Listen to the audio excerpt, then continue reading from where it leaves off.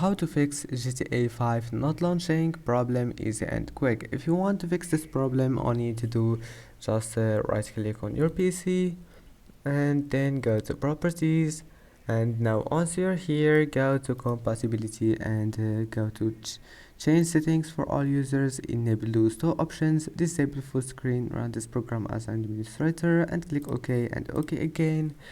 And after that, just restart your PC and try again, and if that doesn't fix your problem, open task manager, and now just you'll find it like that. Just click memory, and now close all applications that you don't need. Google Chrome, right click on it and end task.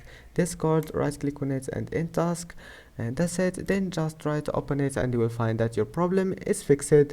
And that's it. Don't forget to like and don't forget to subscribe, and thank you for watching this video until the end, and see you in the next video.